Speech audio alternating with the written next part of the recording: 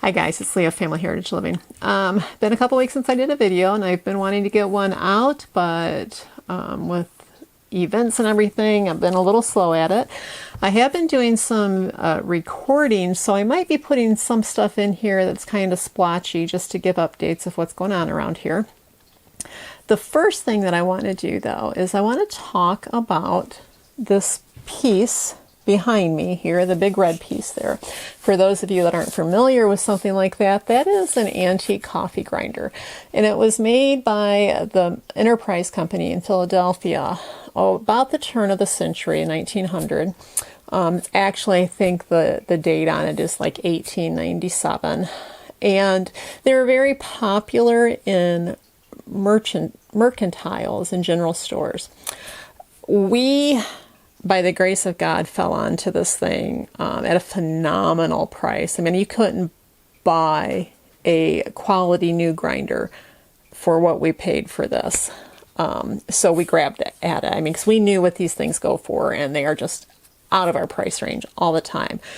So we were just elated because we were ready to buy a grinder, a decent grinder. We are coffee drinkers, and our entire house drinks coffee. We don't drink soda pops, we don't drink juices, we drink water, coffee, and tea. And coffee is the big drink for everybody. Our youngest two actually have a cup a day. And we don't have any, they could have 2 cups a day, honestly, and we wouldn't have any problem with that because they don't drink anything like most children are drinking today.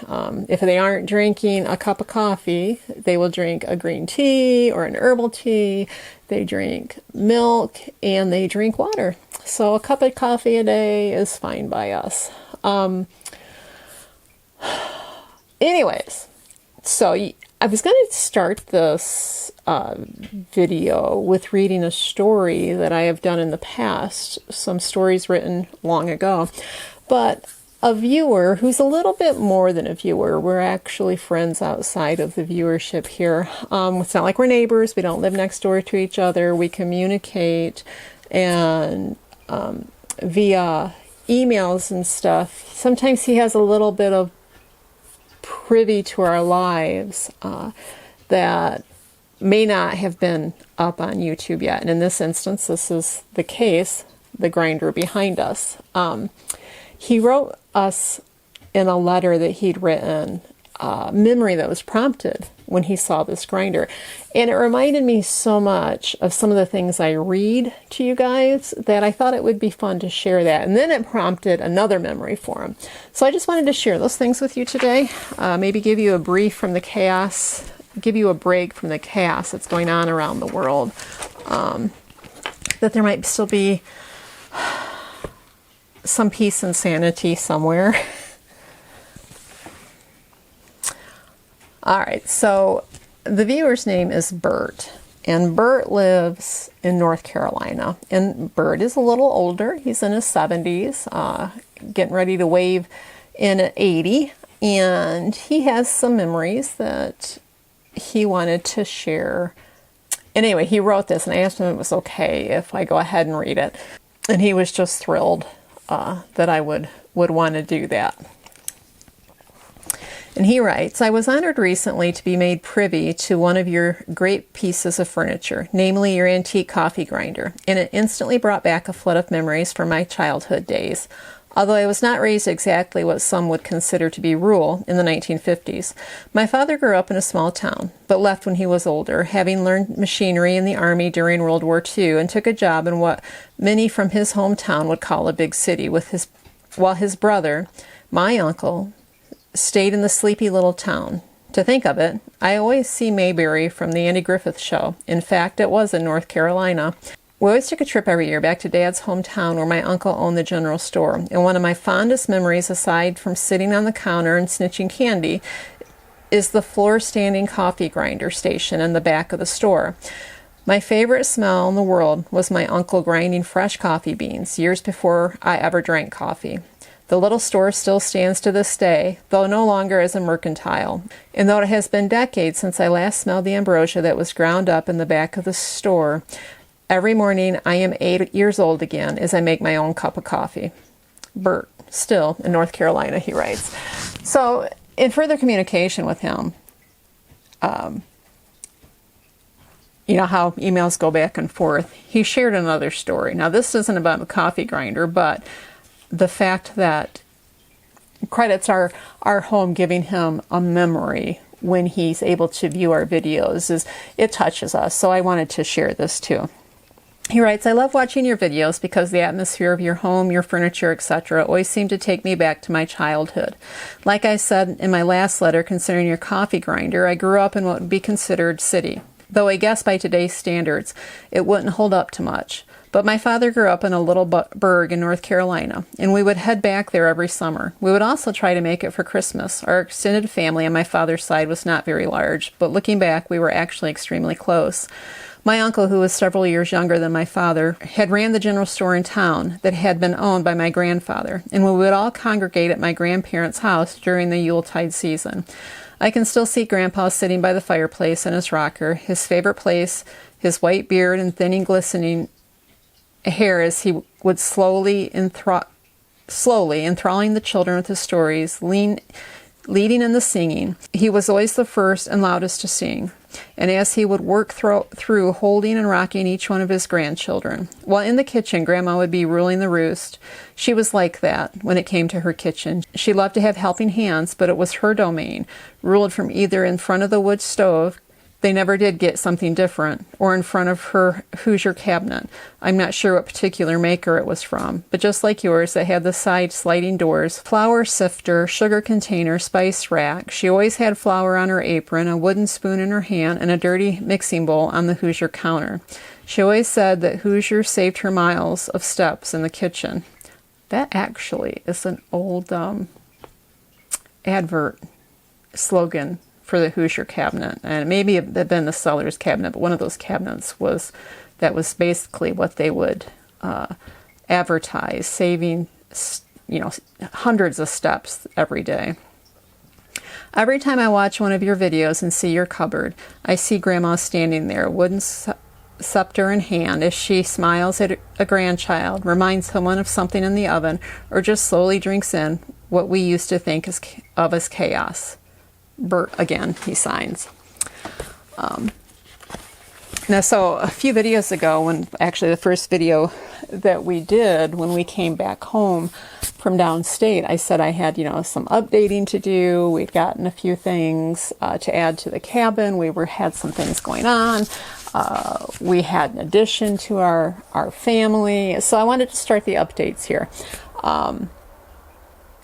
We did a couple of previous videos, definitely things that needed to be talked about and still need to be further talked about, but sometimes we just need some light stories, some connections to the past, some time to contemplate what slowing down might be like, and to appreciate the wisdom of age, and what age can share with us. And I'm 53, but I'm going to include myself here. Compared to somebody in their 70s or 80s, I'm definitely younger and can gain wisdom, or even gain encouragement or perspective from somebody sharing stories. So he mentions that chaos, and I'm telling you what, sometimes my house is so chaotic in the size of house that we have and the number of people that we have in here. And if I'm not careful, that chaos will dominate, and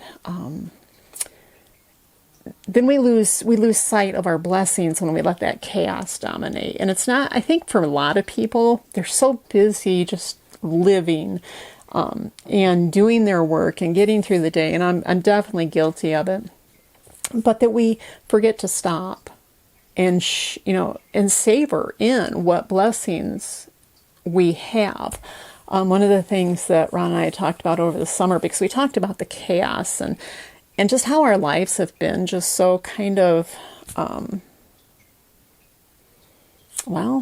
upheavaled the last few years with so much coming and going and things happening, and then not being able to focus on our homestead, that one of our prayers throughout the summer was that we would not find peace in the chaos, but that we would find the chaos peaceful. See, that's our stage of life right now. Most people our age are in, our grandparents, and they can send the grandkids home, and they've got they're all settled in, for the most part. And for us, we're kind of like grandparents living, how 30-year-olds live, kind of just chaos.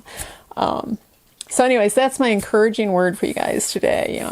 If finding not peace in the chaos, but finding the chaos peaceful. This chapter in our life someday will, it's going to shift, and there won't be so much chaos. And I'm going to share at the end of this video how we're expanding, we're adding on to our cabin finally. And that's going to help us. But yet at the same time, that's not the blessing. The blessing is the people in our lives. And the blessing is being able to see that they are the blessing. Not space, not things. Just be great. Count your blessings, and I'm telling you, they add up. They add up real quick when you stop to do that. So, all right, I'm going to leave a little bit of B-roll at the end of this. I'm going to go over, like I said, walk you through outside a little bit. We are work under construction right now. As you can see, we've got holes. All those buckets are covering 12-inch holes where posts are going to go to extend our cabin. We've been in this cabin since 2017. It's a 16 by 30. We do have a small sleeping area fashioned upstairs. So we are ready for an expansion. And this is our opportunity to do so. It's going to start off small. We'll have a 10 by 16 addition put on first down here. We are changing the roof from tin to shingles. We do not like the tin at all. So, especially in our climate, it doesn't work for us at all. And then Ron's going to be coming off with hip roofs from the front and the back.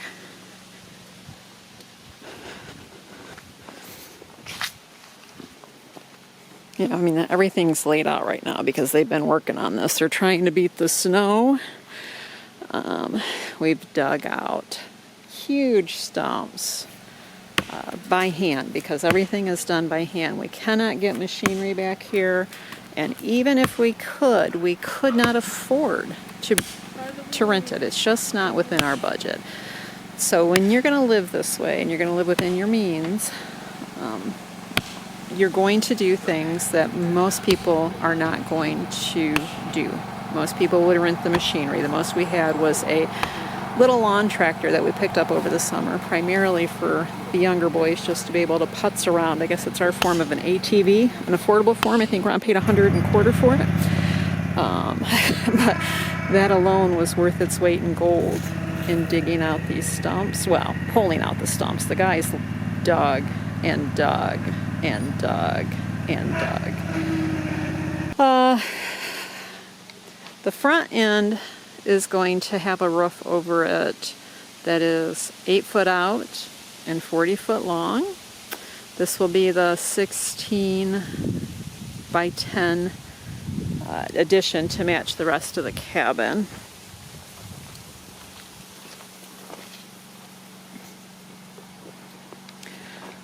It was a old clubhouse they threw together years ago, and then we used it to house newborn goats for a long time. There's a tank to our propane stove that we brought home with us, so we change that out every, 5-6 weeks. But But anyways, the back end's going to be 12 feet deep and go the length of the cabin, plus the new addition part. So it'll be 40 foot long too. So it's going to be huge. I mean, and the hip roofs aren't going to be finished in anytime soon. That's not even in the ballpark right now. But the roof, because we're doing the roof and we needed some overhang, some porch, we thought now would be the time, and later we can come in and close it in and have it for actual floor space, living space. Because 16 by 30, that's small, guys, especially when you have anywhere from 4 to 6 people involved in it.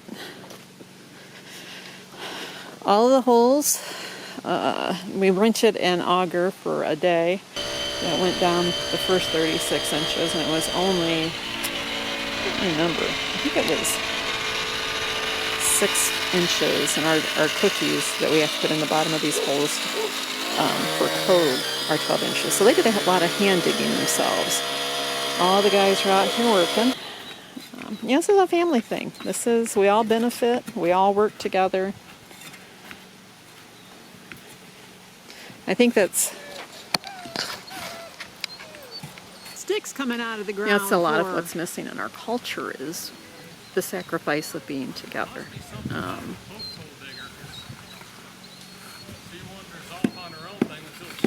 A lot of what our channel talks about is things we've lost, and that's something we've lost over time. You hear about these families where their kids live at home and they make fun of them when they're 30 and they should be out having their own life. And that's true. Unless the dynamics is not for the child to live at home so he can play video games or she can play video games and live in the basement and never do any work. Our family is still a unit, and we all have our roles. Nobody gets a free ride here. I mean, there is. It would be easier on our older two to go get a job than to do what we do here. But the thing is they don't want to do that. They want to continue in the family business. They want to continue to make a homestead that is debt-free. And therefore, in the end, they benefit from it.